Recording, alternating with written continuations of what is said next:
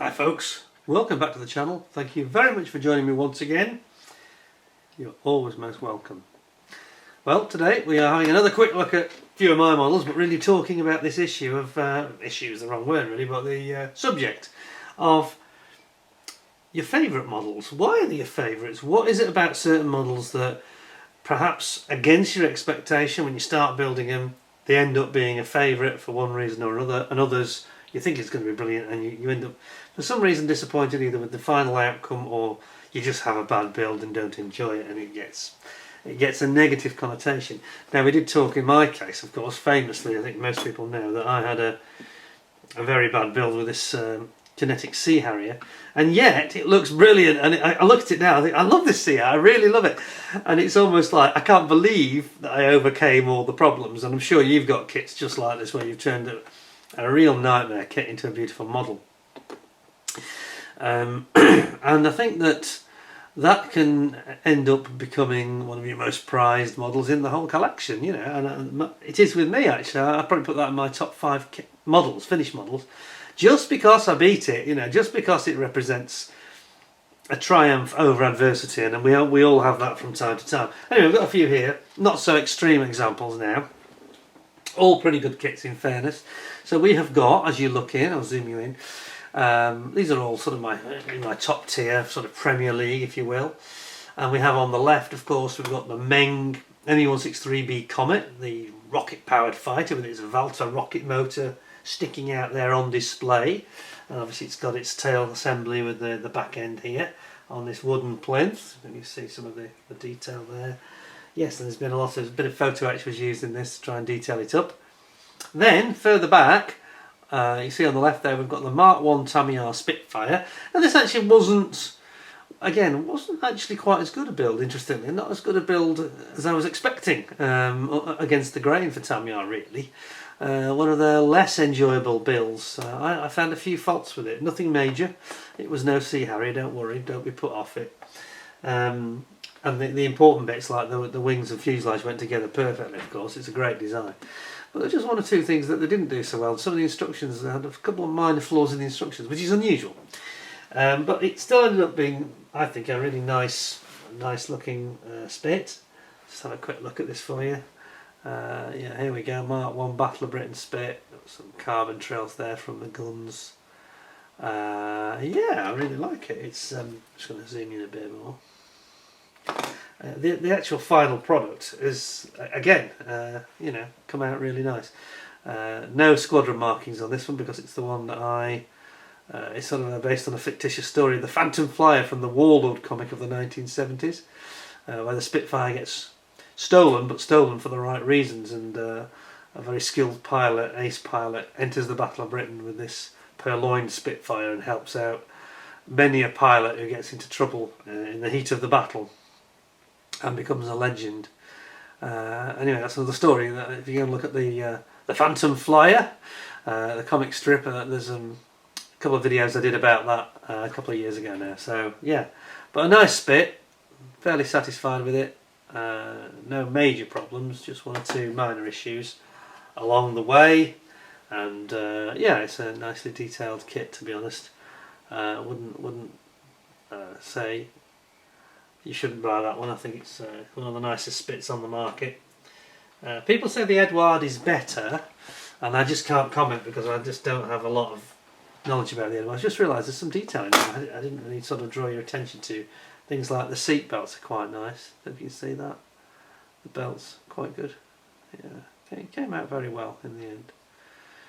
Nice Spit. So that's that one. Then we have, right behind it, another Merlin powered Allied super fighter. Perhaps the greatest Allied fighter of them all in World War II, the P-51D Mustang. And this is, I'm just going to move the little tick. This is again the Tamiya, potato, you know what I mean. And this is the interesting one because people often see this and say, wow, how did you achieve this finish? The paint finish is absolutely awesome. And I deliberately wanted this to be almost like a warbird, modern warbird style, rather than a heavily weathered World War II in theatre fighter. And there's some great detail here, and it's a lovely kit. This just really goes together so nicely. You've got all your machine gun belts detail there, and in the other side as well.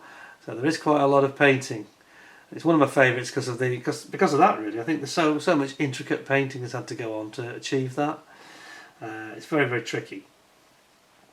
And there's a lot of detail there in the engine bay, and underneath we've got very, very nice this interchangeable undercarriage, so you can have it on a stand if you wish. Comes with a display stand, and there's all sorts of options. You've got your radiator here, which you can have open or closed.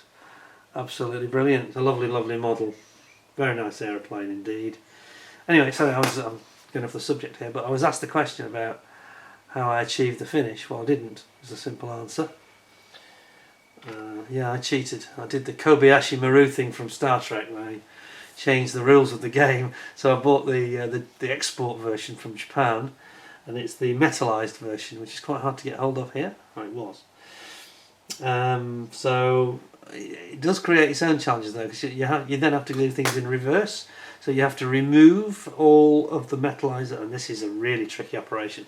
You've got to get rid of the metalization on every surface that mates to another surface. So the wing join, where the wings and the fuselage meet, it's got to glue.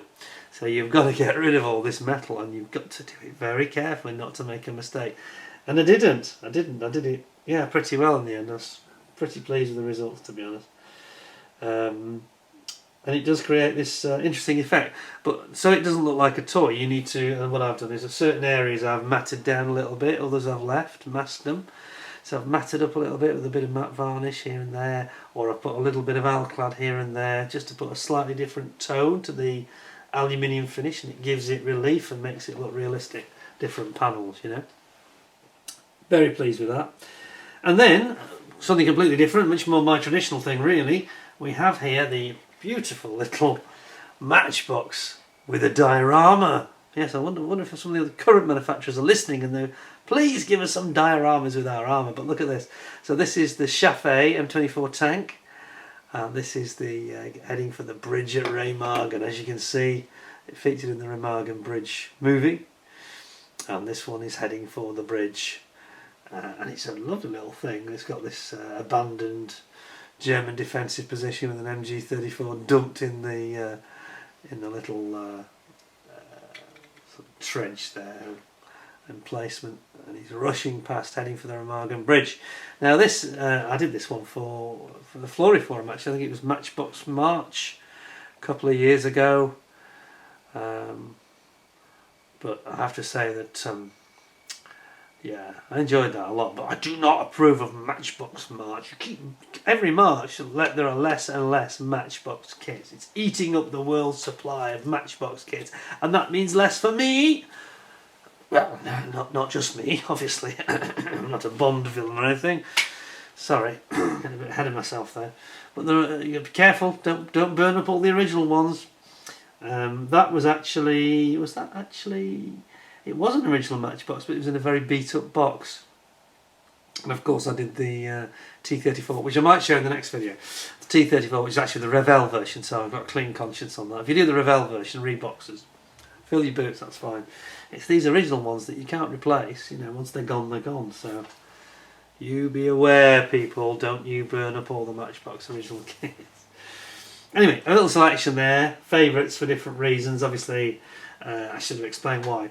That's a favourite because I made it when I was a youngster, And I made that when I was a youngster, and obviously because of that, it has very positive memories.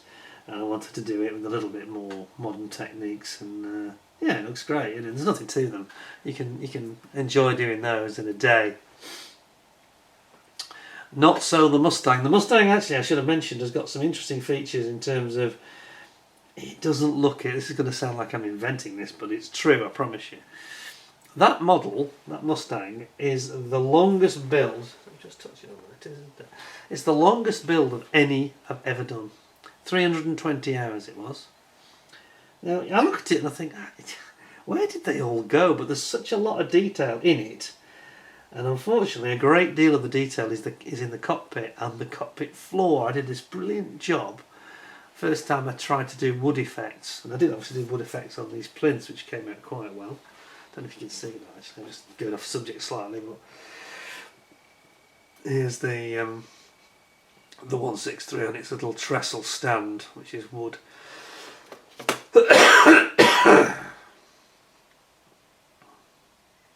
It came out quite well, I thought. Well, for a first attempt at doing wood effect, I thought that was quite decent. Anyway, back to what I was saying about the Mustang. And the Mustang is the longest build of all, and it's got all this wood effect, the wooden floor in the cockpit, and I didn't really realise that, particularly in the Mustang, when you close it up, it just disappears. There's about 80 or 90 hours of work in there that will never be seen by anybody, and I'll never do this again. And I should have realised, maybe, you know, I didn't have any idea that it would be so dark and so invisible. So you'll have to take my word for it, because I can't really demonstrate it to you. That'll teach me. But anyway, so that's the longest build of the lot, which is kind of why it's in the favourites list, because it sort of earned it. Because and it's also got lots of nice features. It's got a lot of these panels that come off. All these panels, as you can see, are removed. Just get back in here. All the panels under the chin, where the oil cooler is, all removed. You know, we've got they all go back on again. They all fit on with magnets. So it's a really cool setup, to be honest. And it does look. It kind of looks the business. Quite happy with that, I've got to say. I'm even happy if I get some focus. There we go. There's that. Yeah. So you know, it's quite a nice Mustang. It's interesting when I do one of these and I get a really great result, or I think is great. I don't really have any great desire to do another one. Do multiples of the same thing kind of bored me. You know, I've actually got 3 Spitfires. 2 of the old Tamiya, and that's the new Tamiya, obviously. No desire to have another one of that scale really at 48th. Well, I don't need one, you know. So anyway, there's a little collection explaining why they're sort of in my favourites list. I think the Comet is one of the favourites because I got a nice paint finish with it, you know. And it's an unusual subject which not many people do well. So that's kind of the reason there. But anyway, enough of mine. Tell me about yours again. What are your favourites? For what reasons? Preferably give me a list of, you know, the ones that are amongst your favourite models, but for different reasons. It's very interesting to hear what other people's take on it is. Anyway, that's it for now. Hope you'll give me 10 out of 10 with a thumbs up. Hope you enjoyed the show. Very brief one. I'll do another one of these. They're almost shorts, aren't they? But they're not quite short enough for shorts. I'll do another one and we'll get some other interesting items out, and please keep your own thoughts about your models coming. It's interesting to read them and to understand people's philosophy as well, and if it differs from me or if it's the same as me, it doesn't matter. Just interesting, you know. What is it that makes a model one of your favourites? And I know many of us will have hundreds of models perhaps, and to get on that list they have to be something special, you know. The top tier. In other words, if your house was on fire, here's the way to look at it. If your house is on fire, which of the models you'd run in and grab to save? No, not the dogs or the cats or the children. Forget them. Rescue your models. You've got to focus on what's really important. You can tell I haven't got any kids, can't you? Anyway, thanks a lot for watching. Stay tuned. Another one coming up soon. Don't forget to subscribe if you haven't already. Ding the notification bell if you have subscribed, and you'll get early notification that there's another video coming. And until next time, thank you very much for watching. Stay well and stay safe. Thanks a lot for your time, and bye for now.